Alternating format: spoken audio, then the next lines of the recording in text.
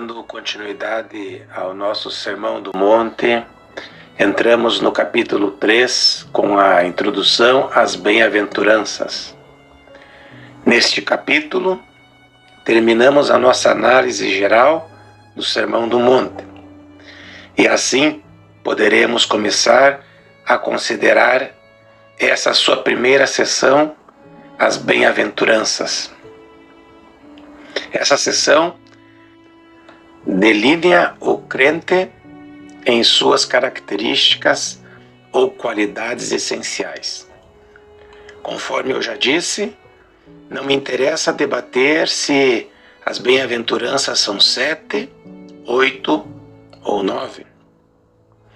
O que importa não é o número delas, e sim que tenhamos plena consciência do que elas ensinam a respeito do crente. Em primeiro lugar, quero examinar a questão de um modo geral, porquanto, uma vez mais sinto que existem certos aspectos desta verdade que só podem ser apreendidos se a considerarmos em sua inteireza. No campo do estudo bíblico, deve ser uma regra invariável que é mister começarmos pelo todo, antes de passarmos a dar atenção às porções de que se constitui o todo. Tende tanto a conduzir-nos à heresia e ao erro como iniciar pelas porções constituintes e não pelo todo. O indivíduo perfeitamente capaz de obedecer a todas as determinações do Sermão do Monte é aquele com a mente esclarecida quanto ao caráter essencial de um crente. Nosso Senhor ensinou que essa é a pessoa que realmente é abençoada, isto é, feliz. Alguém já sugeriu que poderíamos exprimir essa questão como segue: esse é o tipo de homem que deveria ser congratulado. Esse é o tipo de homem a ser imitado, pois somente ele é homem verdadeiramente feliz. O grande alvo que a humanidade busca é a felicidade. O mundo inteiro anela obter a felicidade. E quão trágico é observar como as pessoas a estão procurando. A vasta maioria, infelizmente, busca de tal modo que essa busca só produz o infortúnio. Qualquer coisa que, mediante a evasão das dificuldades, meramente torne as pessoas felizes por curto prazo, em última análise, só tende por intensificar a miséria e os problemas que elas enfrentam. É aí que entra o caráter totalmente enganador do pecado, sempre oferecendo felicidade, mas sempre conduzindo à infelicidade e ao infortúnio e condenação finais. O Sermão do Monte, entretanto, diz que se alguém quer ser feliz, aí está o caminho certo. Realmente, somente os bem-aventurados é que são felizes. Essas são as pessoas que deveriam ser congratuladas. Portanto, vamos examiná-las de uma maneira geral, à luz de uma perspectiva sinóptica das bem-aventuranças. Antes de passarmos ao exame dessas bem-aventuranças, uma por uma, pode-se notar que estou adotando um modo de proceder um tanto ou quanto ocioso ao examinar o Sermão do Monte, mas faço deliberadamente. Já aludi a pessoas que querem saber ansiosamente o que será dito a respeito da outra milha, por exemplo. Mas não, pois precisamos passar bastante tempo considerando os humildes de espíritos, os mansos e outras expressões como estas, antes de passarmos adiante e examinarmos aquelas interessantes questões tão emocionantes e excitantes. Haveremos de interessar-nos primeiramente pelo caráter dos crentes, antes de examinarmos a sua conduta. Faço aqui a sugestão que certas lições gerais podem ser extraídas das bem-aventuranças. Em primeiro lugar, todos os crentes devem ser assim. Leia as bem-aventuranças e descobrirá a descrição de como todo crente deveria ser. Ali não temos tão somente a descrição de algum crente excepcionalmente virtuoso. Nosso Senhor não disse que estava prestes a descrever certos personagens notáveis que poderiam existir neste mundo. Antes, descreveria todo e qualquer dos seus seguidores. Neste ponto, faço uma breve pausa, a fim de enfatizar que deveríamos concordar que a tendência fatal introduzida pela Igreja Católica Romana e, de fato, por todo o ramo da cristandade que aprecia usar o termo católico, é aquela fatal tendência de dividir os cristãos em duas classes, a classe sacerdotal e os leigos, os cristãos excepcionais e os cristãos comuns, aqueles que se dizem vocacionados à vida religiosa e aqueles que se ocupam das tarefas seculares. Essa tendência não somente é total e completamente antibíblica, mas também, em última análise, destrói a piedade autêntica, negando o Evangelho de nosso Senhor Jesus Cristo de muitas maneiras. Na Bíblia não há distinções como essas. Há sim distinções quanto aos ministérios, apóstolos, profetas, evangelistas, pastores, mestres e assim por diante. Porém, as bem-aventuranças não encerram qualquer descrição desses mistérios. Pelo contrário, descrevem as qualidades de caráter do homem crente. Ora, do ponto de vista do caráter e do ponto de vista daquilo que os crentes deveriam ser, não há nenhuma diferença entre um crente e outro. Seja-me permitido colocar a questão como segue. Não é o Novo Testamento, mas a Igreja Católica Romana que canoniza certas pessoas. Leiam-se as introduções de qualquer epístolas do Novo Testamento, e ali ver-se-á que todos os crentes são intitulados conforme se lê na epístola à Igreja de Corinto, chamados para ser santos.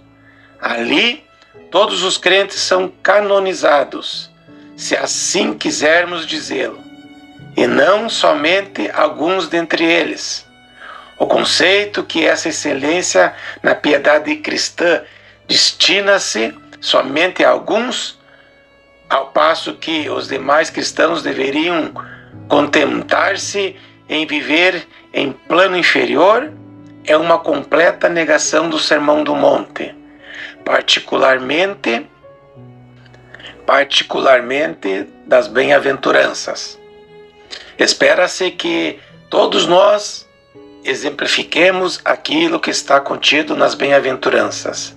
Por conseguinte, livremo-nos de uma vez para sempre dessa falsa noção. Não temos aqui apenas uma descrição dos Hudson Taylors, dos George Millers, dos Whitefields ou de Wesley deste mundo, e sim a descrição de todo e qualquer crente. Espera-se que cada um de nós siga de perto este modelo, que alcance esse elevadíssimo padrão. O segundo princípio poderia ser expresso como segue: espera-se de todos os crentes que manifestem todas essas qualidades.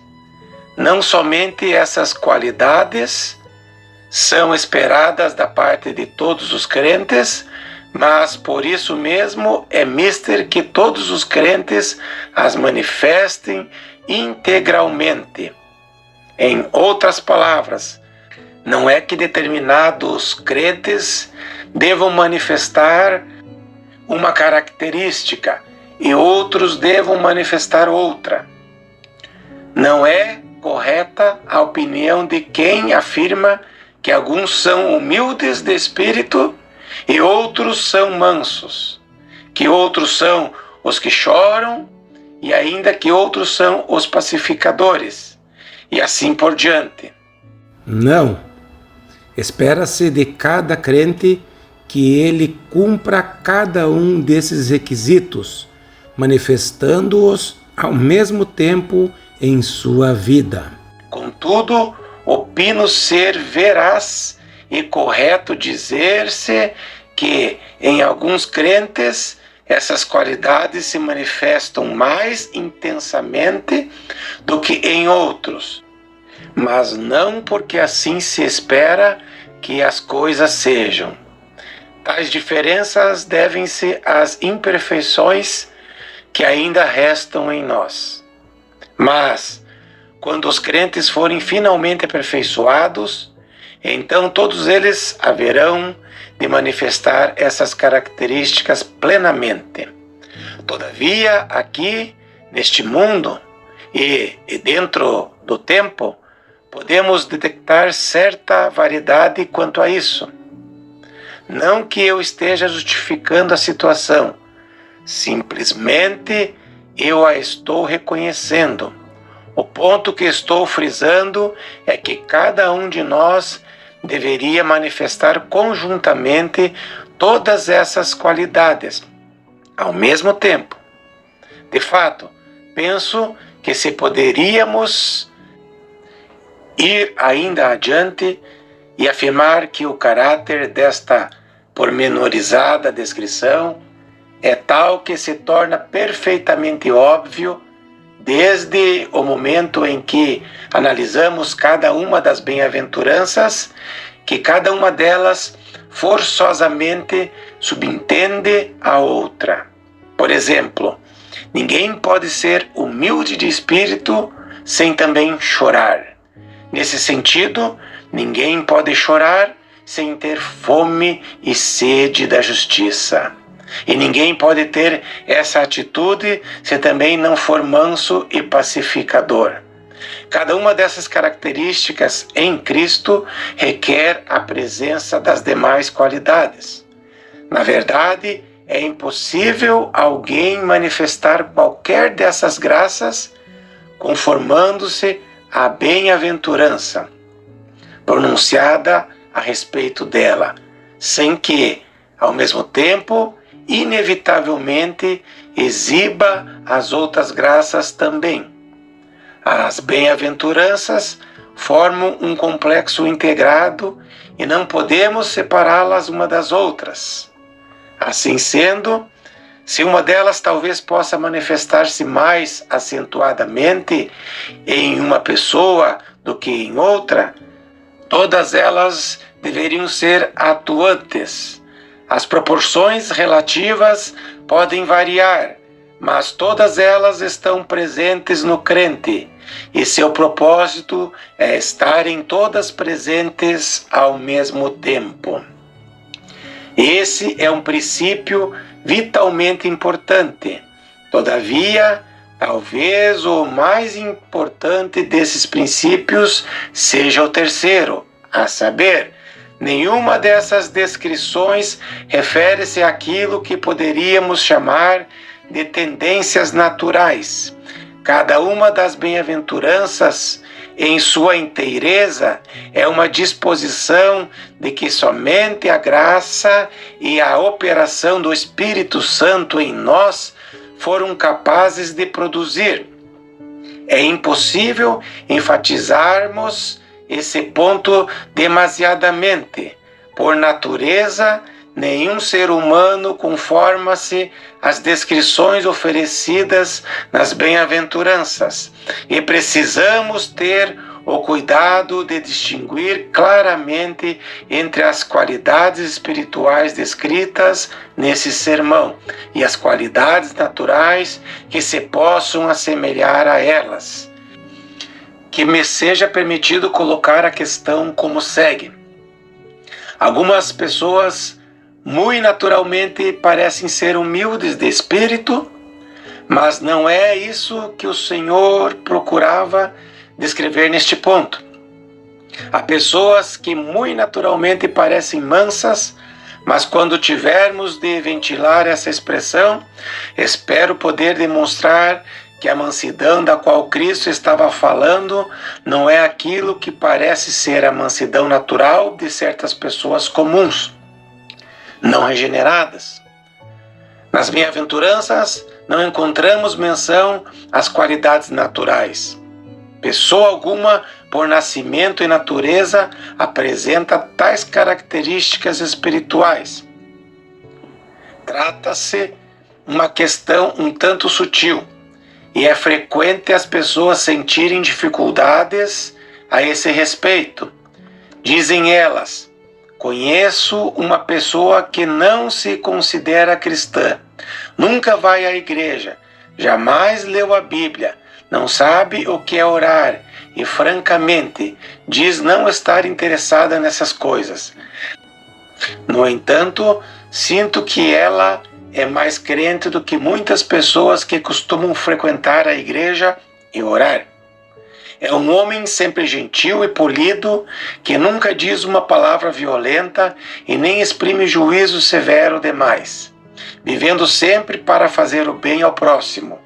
Essas pessoas olham para certas características das pessoas que estão considerando e observam. Certamente ali se encontram as bem-aventuranças. Essa pessoa à minha frente tem de ser crente, embora ela negue inteiramente a fé. Esse é o tipo de confusão que surge quando não se entende claramente alguma ideia dentro do Sermão do Monte. Em outras palavras, é nossa tarefa mostrar que aquilo que encontramos nesse sermão, em cada caso, não é a descrição de alguma qualidade natural de temperamento, mas antes, uma disposição produzida pela graça divina.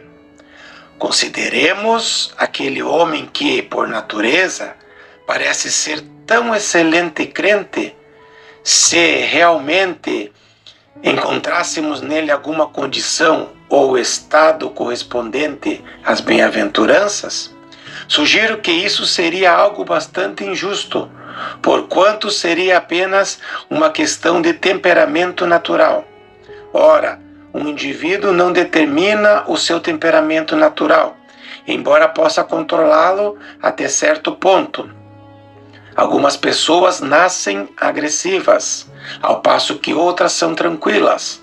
Umas são alertas e espertas, ao passo que outras são lerdas.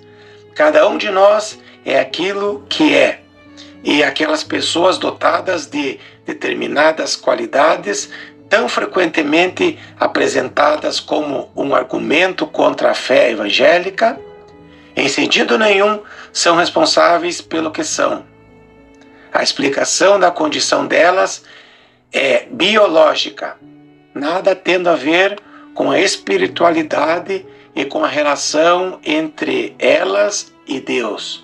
Pelo contrário, trata-se de algo puramente animal e físico, da mesma maneira que as pessoas diferem quanto à sua aparência física, assim também diferem no tocante ao temperamento. Portanto, Se esse fosse o fator determinante que torna uma pessoa crente ou não, então eu teria de dizer que é um fator extremamente injusto. Graças a Deus, porém, não é assim que a Bíblia nos ensina.